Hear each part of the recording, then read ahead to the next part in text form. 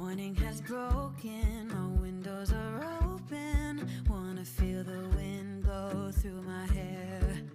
Which way do I follow? What happens tomorrow? I turn to you and hope you can guide the way. Sometimes I give up, just wanna be on my own. Even in the darkest times, you give me hope.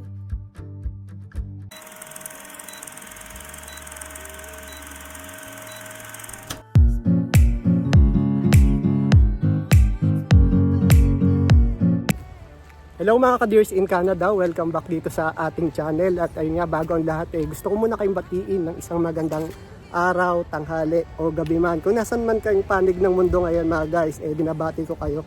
Dito naman sa amin sa Calgary, Alberta, Canada ngayon ay Thursday na ng hapon. Kauwi-uwi lang namin ni Mrs.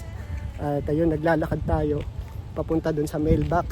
At yun, bago ko makalimutan mga guys, gusto ko muna magpasalamat sa mga subscribers natin at sa patuloy na nagsusubscribe at sa mga magsusubscribe pa. Last time kasi natingin ko, nasa 1,600 lang yung subscriber.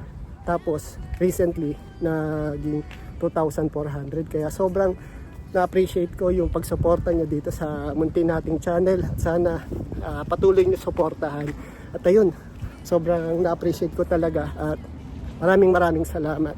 For today's vlog mga guys, ayoko na sana muna mag-vlog agad, hindi pa ako nagiging okay. Kaya lang kanina kasi napanood ko tong news tungkol to doon sa mga international student na naman na nagpasaway. So meron kasing 13,000, hindi ako nagkakamali, na international student na nag-apply ng asylum o refugee status. We need to make sure that Canada continues to be a place that welcomes in people who are fleeing violence, terrorism, that no longer have protection of their state. That's what a refugee is. That's what an asylum seeker is. We need to continue to be a place in the world that understands not just that it's a moral and appropriate thing to do to welcome in people who have no state, no protections in the country in which they currently live, but it is also good for Canada, and we have seen over the past many decades Canada thrive because of people fleeing violence and persecution.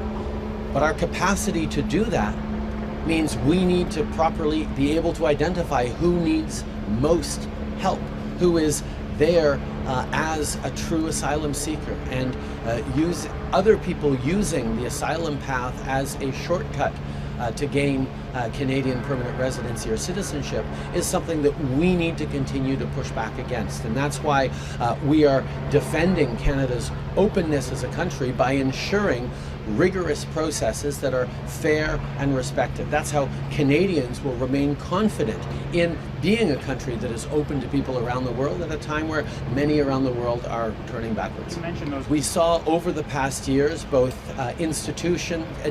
post-secondary education institutions and the provinces allow for a far greater number of international students than the institutions or the communities that they're part of could actually hold.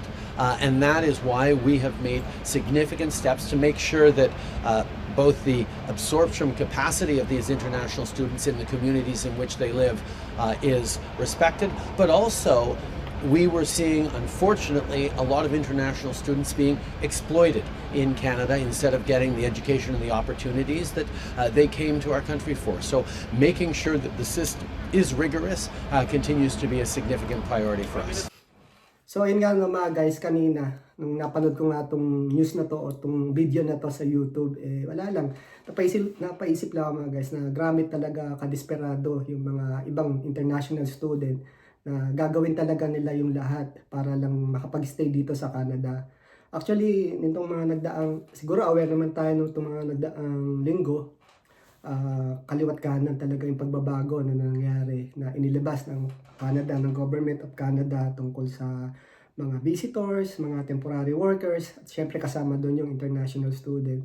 Yung iba sa atin, may mga kilala ko na mga kabayan natin na international student na talagang tinanggap na lang talaga nila yung tinadhana sa kanila ng Canada. Kumbaga, tinanggap na lang nila ng maluwag sa sarili nila. May iba, desidido na lang talagang umuwi.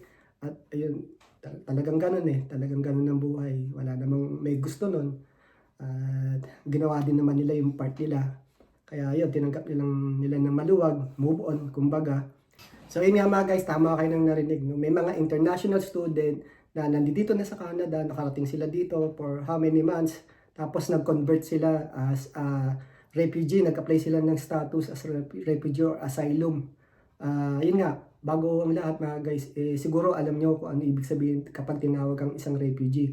Ito yung mga tao, mamamayan na galing sa isang magulong bansa. Yung ibig sabihin, may gera dun sa lugar nila. Meron din naman na political asylum na tinatawag o yung may threat sa buhay mo gawa ng mga political issues. So, pwede kang mag-seek ng asylum sa mga bansa na nagtumatanggap gaya ng Canada, ng US, yan. So, yan mga ilang bansa na nagtatanggap ng mga asylum at refugee. Lalo ang Canada dahil kilalang kilala sila sa mga pagkuha or pag-welcome ng mga refugees. Siguro aware naman kayo dun sa nangyari sa Russia at sa Syria, Russia, Syria, Ukraine, yan. May mga refugees dyan na kinuha ng Canada. So, pagka refugee ka dito sa Canada, busog na busog ka sa mga benefits. Parang, minsan nga, daig mo pa yung isang resident ng Canada. Siyempre, andyan yung, ano ba yung mga benefits ng pagiging refugees dito sa Canada. Meron dyan yung madadala mo rin siyempre yung mga immediate family member mo. Tapos, legal ka makapagtrabaho dito sa Canada kapag ka nabigyan ka ng work permit. Andyan yung, syempre, meron kang housing, temporary. Tatulungan ka rin ng government na makahanap ng permanent housing mo. May mga allowances yan na wala sa amin na pagkakaalam ko kaming mga residents na ng Canada, hindi kami nakakatanggap ng mga allowances maliban sa mga anak namin. Pero yung mga refugee, meron yung mga, alam ko sa pagka-research ko, may dalawang type na allowances lang natatanggap. Yun yung monthly tsaka one time. Hanggang yung validity nun, di ko alam pero sa tansya ko, kapag ka nakapag-settle ka na dito, nakahanap ka ng trabaho, stop na yung allowance mo. Pero grabe pa rin, at least mayroong allowance. Tapos syempre yun, yung pinakaasam ng lahat, mapi-PR ka dito, instant PR yun. Eventually, pwede ka mag-apply ng citizenship. So yun nga, yun yung mga benefits ng pagiging refugee dito sa Canada. Kaya lang, okay sana yung ginawa nila kung yung hahanap ka ng, kumbaga hindi maitatama ng isang mali, ang isang pang pagkakamali. Okay lang sana yung mga ginagawa nilang move, makakabuti para sa lahat. Kaya lang, another burden na naman to dun sa mga tao, mga mamamayan, mga kabayan natin na gustong, or genuine yung purpose ng pagpunta dito. Halimbawa, may genuine na gusto mag-apply as international student. So, hihirap na naman yung process para sa kanya.